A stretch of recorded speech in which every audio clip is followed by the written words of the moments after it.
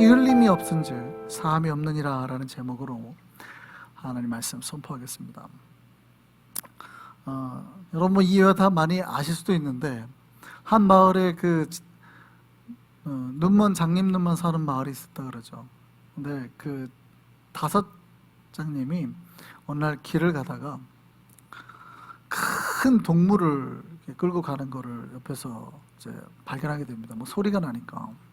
그게 뭐냐 물어보니까 코끼리라는 거예요. 이분들이 코끼리를 한 번도 본 적이 없어요. 그러니까 만져보고 싶은 거죠. 그래서 마을 사람들에 가서 내가 코끼리를 이렇게 봤다, 만져봤다 라고 알려주고 싶은 거예요. 그래서 그 사람이 만져보라 그런 거죠. 다섯 사람이 다 만졌습니다. 그리고 나는 드디어 코끼리를 알았다. 그리고 마을로 가서 이제 사람들에게 얘기를 해줍니다. 첫 번째 사람이 그러는 거죠. 코끼리는 벽과 같아, 벽과 같아요. 와, 판판하더라. 판판. 코끼리는 마치 벽과 같아. 어디를 만진 거예요?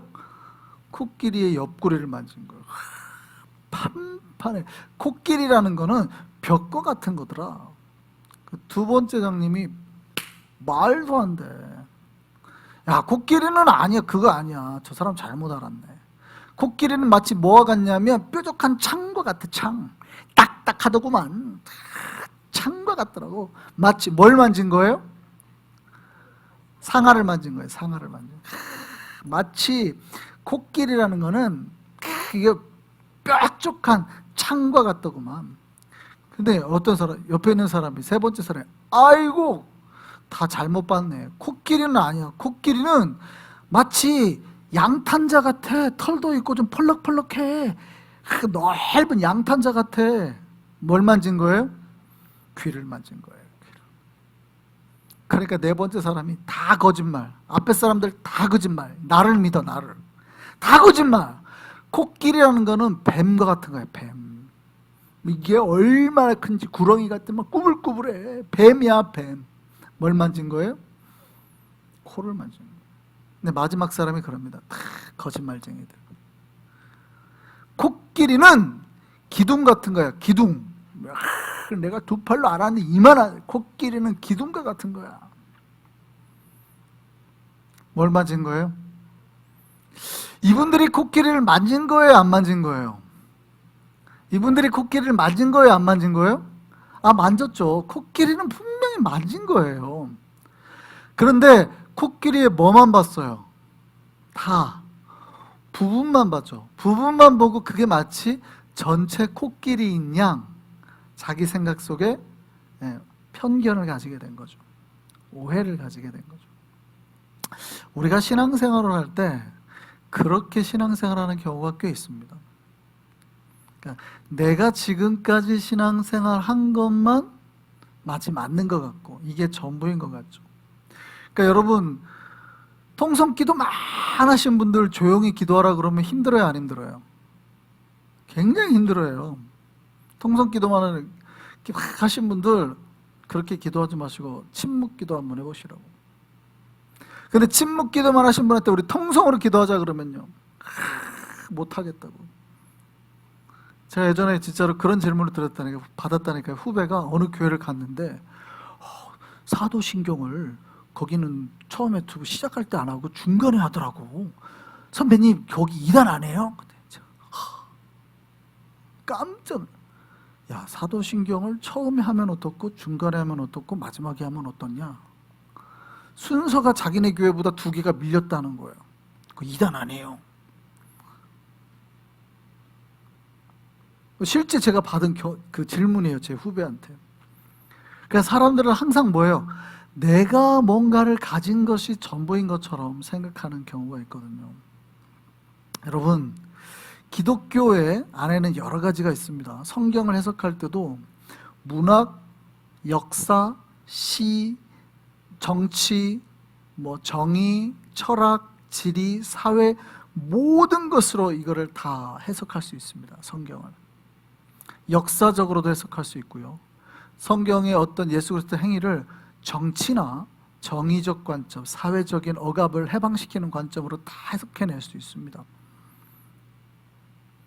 여기에서 아름다운 노래를 뽑아낼 수도 있고, 어떤 사람은 창세기에서 거기에 노아의 방주 때 역청을 발라 만들었다는 걸 가지고 역청이 나온 지역이 있어 해가지고 거기서 원유를 찾았다는 전설도 있잖아요. 원유를 발견했다. 그 역청이 있다는 거는 거기가 원유가 있다는 거다 해가지고 발견했다는 전설도 있잖아요.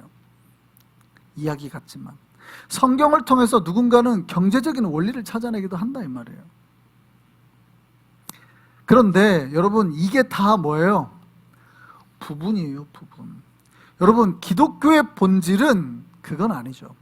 물론 우리가 다 알아야 됩니다. 가급적이면 편견을 갖지 말고 다 아는 것이 맞습니다. 그럼에도 불구하고 우리가 다 알 수는 없죠. 그럼 뭐는 알아야 돼요? 뭐는 알아야 돼요? 저 교회가 이단이냐 아니냐, 저 사람이 예수를 잘 믿냐 안 믿냐, 뭐를 알면 돼요? 기독교의 저 사람이 본질을 아느냐 모르느냐, 저 사람이 기독교의 본질을 붙잡고 사느냐 아니냐. 저 사람이 그 본질이 없으면 죄송한데 그거를 다 알고 있어도 역사 철학 뭐 아니면 봉사나 섬김이나 성경에 나오는 지리 뭐 이걸 다 알고 있어도 가짜. 본질을 알아야 됩니다. 기독교의 본질. 여러분 기독교의 본질은 뭡니까? 핵심이 뭡니까? 바로 십자가와 보혈입니다. 믿으십니까? 예. 여러분 기독교의 핵심은 십자가인데 특별히 그 십자가에 흘리신 피, 예수께서 흘리신 그 피에 있어요. 피. 그 보혈. 여러분 오늘 본문의 제목, 우리 설교 말씀의 제목을 다시 한번 읽어볼까요? 시작. 피 흘림이 없은즉 사함이 없느니라. 이게 기독교 속죄의 가장 큰 모토가 되는 구절입니다. 뭐가 없어요? 피 흘림이 없어요? 그럼 뭐가 없다고요? 죄사함이 없다 이 말이에요. 너무나 중요한 거죠. 여러분 피를 흘려야 되는, 누군가는 피를 흘려야 된다는 거예요. 여러분 예수의 피가 없으면 기독교는 무너지는 거예요. 여러분 기독교 핵심의 그 키는 죄와 구원인데 죄사함을 받기 위해서는 뭐가 꼭 필요해요? 피가 필요해요. 여러분 죄를 지은 자는 죽을 수밖에 없습니다. 죄를 지은 자는 그 죄로 인해서 죽을 수밖에 없어요. 그래서 그 죄를 사함받으려면 반드시 뭘로 갚아야 돼요? 생명으로 갚아야 돼요. 자기 피, 자기의 목숨, 생명으로 갚아야 되는 겁니다. 근데 여러분이 죄인이었을 때 여러분의 생명을 내놨어요? 안 내놨어요? 안 내놨죠. 그럼 구약에도 마찬가지예요. 누군가가 자기 죄를 지었다는 걸 알아요. 그런데 그렇다고 해서 자기를 죽이면은 이 세상에 사람이 남아나요? 안 남아나요? 아무도 안 남아나죠. 그 대신에 죄는 뭘로 갚아야 돼요? 생명으로 갚아야 돼요. 그러니까 누구를 잡아요? 뭘 잡아요? 짐승을 잡는 거예요. 짐승을 잡을 때 어떻게 해요? 내 죄를 짐승한테 다 전가시키죠. 그래서 레위기를 보면 안수를 하잖아요. 짐승을 가지고 온 사람이 안수를. 이 안수가 뭐예요? 내 죄를 전가시키는 거예요. 여러분 안수 함부로 받는 게 아니라고 제가 말씀드렸죠. 담임 목사 말고는 안수를 잘 받지 말라고 말씀을 드리는 게 뭐냐면, 안수라는 거는 누군가의 영적인 은혜, 신령한 은혜, 거룩한 은혜가 전달이 되는 거예요. 터치가 되는 거예요. 그런데 어떤 은사가 있다 하더라도 그 사람 안에 어떤 죄나 역사가 있을지 모르잖아요. 함부로 안수받는 게 아니라. 짐승한테 뭐를 하는 거예요? 안수하면서 죄를 넘기는 거예요. 죄가 넘어가잖아요. 죄를 넘기는 거예요. 그렇게 하면 어떻게 해요? 이 짐승을, 생명을 바치는 거죠. 그러니까 피는 반드시, 죄는 반드시 누군가의 생명, 피로서 없어야 되는 거예요. 그래서 피 흘림이 없으면 사함이 없어요.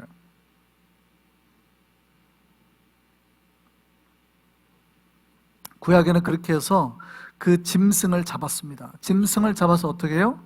피를 뿌리는 거예요. 보통은 제사장들한테 귓볼에도 바르고 발에도 바르고 하잖아요. 그러니까 피를 뿌리는 거예요. 피를 뿌려서 정결하게 하는 거예요. 정확하게 말하면 누군가가 죄를 범했잖아요. 그럼 그 사람이 그 짐승을 잡고 난 다음에 그 생명의 피를 그 사람한테 뿌리는 거죠. 뿌려서 어떻게 해요? 그 피가 그 사람을 덮도록. 이게 죄사함의 의식인 겁니다. 죄사함의 의식. 그러면 잠시 동안의 죄가 용서를 받습니다. 여러분, 속죄를 받으려면 반드시 이 피 흘림이 있어야 됩니다. 그런데 짐승의 피는 불완전하죠. 그래서 유대인은 얼마에 한 번씩 그 죄 용서함을 의식을 했다고요? 1년에 한 번씩. 매일매일 제사를 지내지만 전체 백성들의 죄를 위해서는 대제사장이 1년에 한 번 들어갑니다. 그게 욤키푸르죠. 올해 욤키푸르가 언제예요? 내일이에요. 내일. 제가 밖에 있었는데 지나가는 사람이 해피 뉴 이어 하고 가더라고요. 막 해피 뉴 이어 하길래 제가 농담하는 줄 알고 메리 크리스마스 그랬더니 정색을 하면서 너 진짜 모르고 하는 말이야? 그랬더니 뭘 그랬더니 주이시 뉴 이어로 제가 그때 아차 싶은 거예요. 미안하다고. 근데 알았다고. 근데 내가 그걸 몰랐다고. 그 사람이 주이시였던 거예요. 해피 뉴 이어하고 이제 새 신년이 지나고 10일 뒤에가 이제 욤키푸르거든요. 그러니까 이 사람이 나팔절에 이미 그러라고 말을 하는 거예요. 그렇게 하고 이제 신년 지나고 대속죄를 합니다. 근데 이 사람들은 아직도 뭐예요? 1년마다 한 번씩 대속죄를 지키는 거죠. 이게 욤키푸르예요. 쉬죠. 여러분, 유대인들은 아직도 1년에 한 번씩 짐승을 죽여서 속죄를 해야 된다고 믿는 사람들입니다. 그런데 예수께서 이미 2000년 전에 자신을 죽여서 피를 흘리심으로 죄 사함을 받게 하셨어요. 이걸 믿으시기를 바랍니다. 2000년 전에 짐승이 아니라 하나님께서 스스로 자신의 피를 흘려서 모든 인류에게 피를 뿌리셨단 말이에요. 기독교는 그걸 믿는 거예요. 하나님께서 인간을 사랑하셔서 더 이상 짐승이 아닌 자신의 피를 모든 사람에게 뿌렸음을 믿는 종교예요.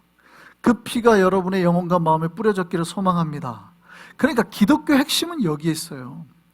본질은 여러분 잘못하면 코나 발 잡고 이거를 생활하고 있는 사람도 있을 수 있다 이 말이죠. 기독교의 본질은 제일 중요한 핵심은 그거예요. 여러분의 예수 그리스도의 피를 과연 영혼에 뿌림을 받았는가.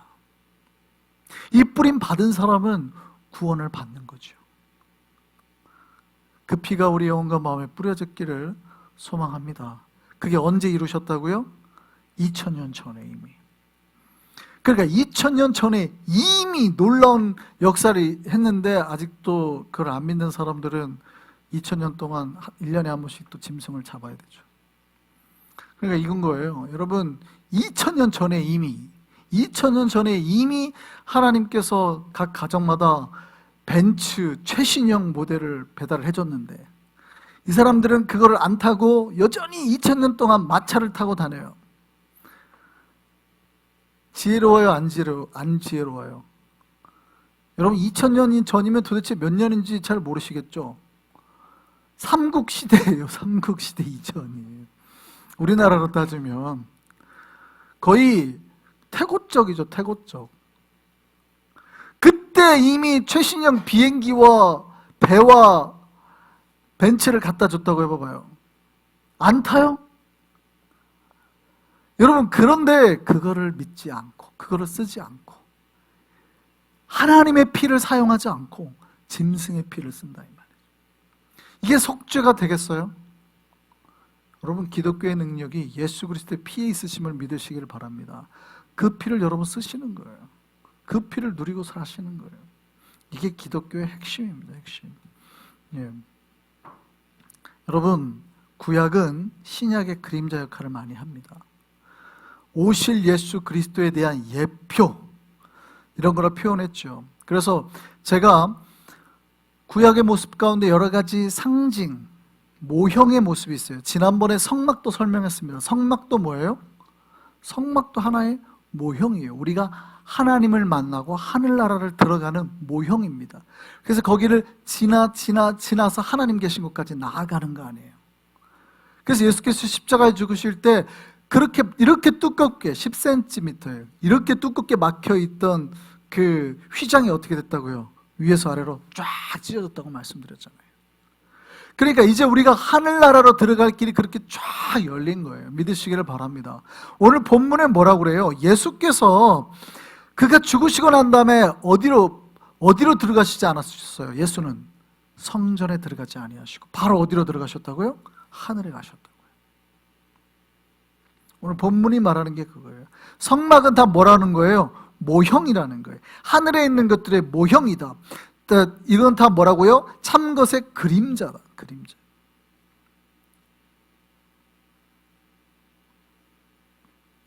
여러분, 예수를 믿으면 다시는 짐승을 잡지 않아도 되는 거예요.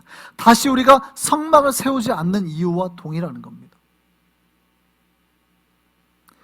여러분, 이제 예수 그리스도를 그 피를 여러분이 만약에 믿고 여러분에게 뿌려졌다고 믿는다면 이제는 여러분도 어떻게 해요? 완전하신 어디로 들어갈 수 있는 거예요? 하늘나라로 갈 수 있게 된 거죠. 믿으시기 바랍니다. 그래서 항상 여러분 스스로에게 물으셔야 돼요. 나는 그리스도의 피에 뿌림을 받았는가? 그래서 우리가 항상 그래요. 예수 그리스도의 보혈로 여러분 씻음 받았다고 그러잖아요. 그게 머리에서 발끝까지 그게 담궈지는 거예요. 예수의 피로 덮여지는 거예요. 짐승의 피를 뿌림처럼 예수의 피로 여러분 이렇게 덮여지고 항상 씻어지고, 예수의 거룩한 피가 우리를 정결하게 했음을 믿으시기를 바랍니다. 한 영혼도 잊지 마시고, 한 영혼도 잊지 마시고 모두 그거를 믿으셔서 주님의 나라에 모두 함께 이제 들어갈 수 있게 되기를 소망합니다. 예. 여러분, 기억해야 될 거는 모든 인류에게 예수 그리스도가 필요합니다. 왜냐하면 우리는 모두 무슨 운명이냐면 죽을 운명이거든요. 하나님께서 인간에게 한계를 정해 놓으셨어요. 그러니까 모든 인간에게 한계를 정하셨어요. 죽어야 된다는 한계. 오늘 본문에 이렇게 말하고 있습니다. 한 번 죽는 것은 사람에게 뭐예요? 정해진 것이요. 오늘 본문에 뭐라고 되어 있어요? 한 번 죽는 것은 사람에게 정해진 것이요. 여러분, 우리 모두 다 죽을 수밖에 없는 존재임을 믿으시기 바랍니다. 우리 할아버지가 다 그렇게 사셨고, 저도 그럴 거고, 사실 우리 아이들도 마찬가지죠. 모든 인간은 사실은 결국 어떻게 해요? 죽을 수밖에 없죠. 그거를 인지하라는 거예요. 인지하라는 거예요.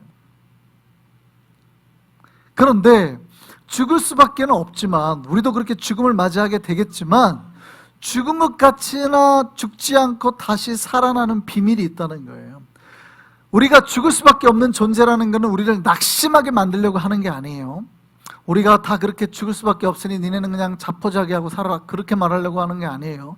인간은 그럴 수밖에 없는 존재이나 그럼에도 죽은 것 같으나 죽지 않고 다시 살아나는 비밀이 그래서 어디 안에 있다는 거예요? 기독교 안에 있다는 거예요. 이거를 믿어라. 믿으십니까? 기독교에서는 그걸 뭐라고 말해요? 부활이라고 그러죠. 부활.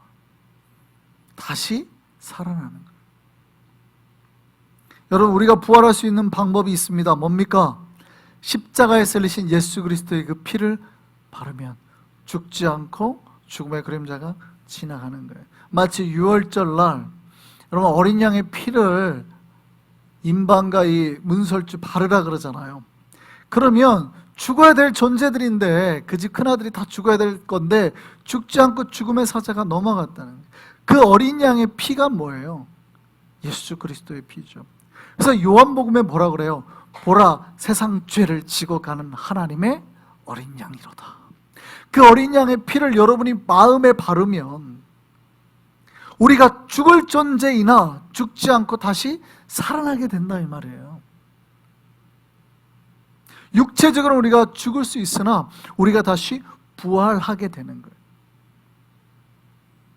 믿으십니까? 예, 많은 사람들이 부활의 존재를 믿지 못합니다. 심지어는요, 신앙 안에 있는 사람들도 확신하지 못합니다. 우리가 다시 살아날 거라는 걸 잘 못 믿어요. 사람 죽으면 끝이지 뭐.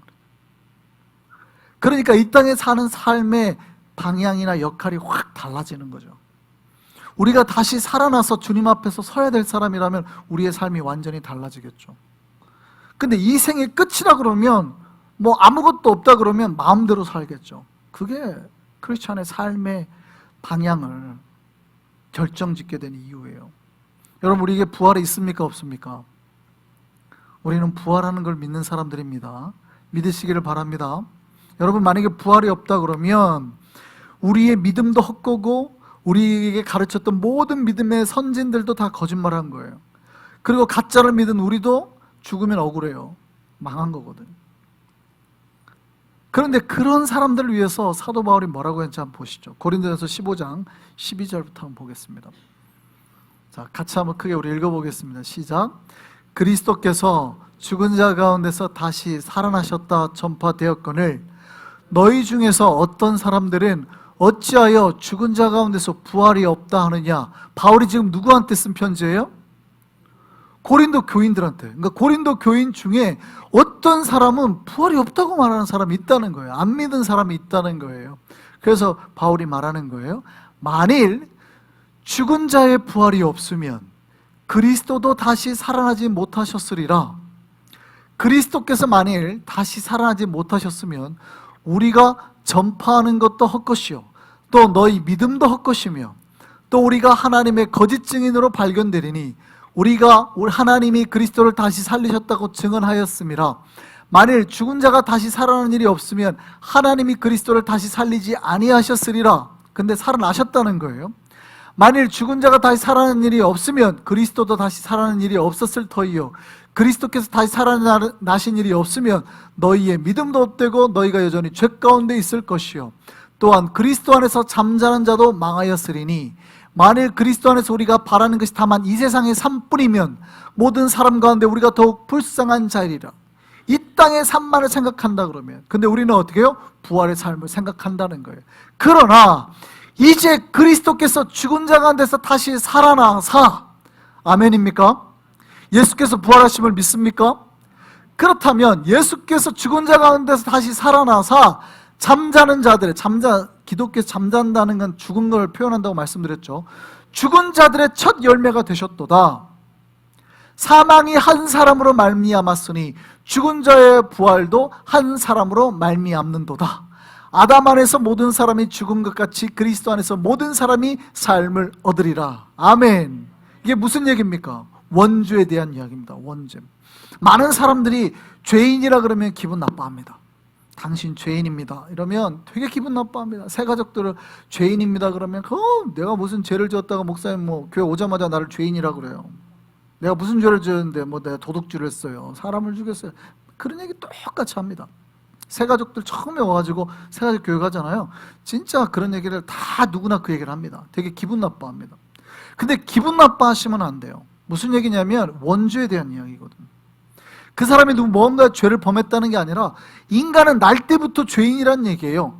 아담 때문에 모든 사람이 죄인이 되었고 죽을 수밖에 없게 됐다는 거예요. 이게 여러분 억울하죠? 나는 죄 지은 적도 없는데 아담 때문에 내가 죄인이 됐다는 거 억울하잖아요. 그런데 그 억울함을 얘기하려고 하는 게 그 다음 얘기하려는 거예요. 그런데 놀랍게도 예수께서 십자가의 죽으심으로 내가 내 생명을 바친 적도 없는데 내 죄가 사함받았어요. 갑자기 기분 좋지 않으세요? 여러분은 어떠한 것도 한 적도 없는데 예수께서 십자가에 죽으셔서 자기 생명을 바침으로 나는 내 죄를 한 번도 죄를 없애려고 하는 행동이 없는데 그냥 자동적으로 내가 뭐가 됐어요? 이제 의인이 됐고, 예수가 부활하심에 따라서 나도 자동적으로 예수를 믿자마자 나도 부활하게 됐다고요. 할렐루야. 할렐루야. 이게 복이라는 거예요. 아담 안에서 모든 사람이 죽게 됐으나 둘째 아담인 예수 그리스도를 통해서 모든 사람이 어떻게 돼요? 생명을 얻게 되었다. 믿으시기 바랍니다. 이 생명의 역사가 누구에게 있는 거예요? 그 예수 그리스도의 피를 붙잡은 사람. 이걸 우리가 이제 믿음이라고 말하죠. 예수를 믿는다라는데 정확하게는 예수 그리스도의 보혈을 믿는, 그 보혈을 마음에 바른 자마다. 우리가 부활하고 새 생명 얻게 됨을 믿으시기 바랍니다. 그래서 주의 피로 이룬 샘물이에요. 여러분 안에서 역사되는, 나를 씻어내는 그 피는 주의 피로 만들어낸 거예요. 주의 피로. 그 보혈의 역사가 날마다 있기를 바랍니다. 그래서 물어보셔야 돼요. 여러분 마음에 나는 과연 예수의 피가 내 마음속에 있는가? 그 피가 있는 사람들은 모두 부활하게 될 줄 믿습니다. 그 부활 생명으로 살아가는 거예요. 그 은혜로 살아가는 거예요. 하나님께서 나를 부활하고 살리시고 회복할 거라는 은혜로 살아가는 거예요. 이것이 우리의 신자의 힘임을 믿으시기 바랍니다. 그리스도의 피로 죄사함 받아서 부활 생명 가지고 새 생명으로 은혜 가운데 살아가는 우리 되기를 바랍니다.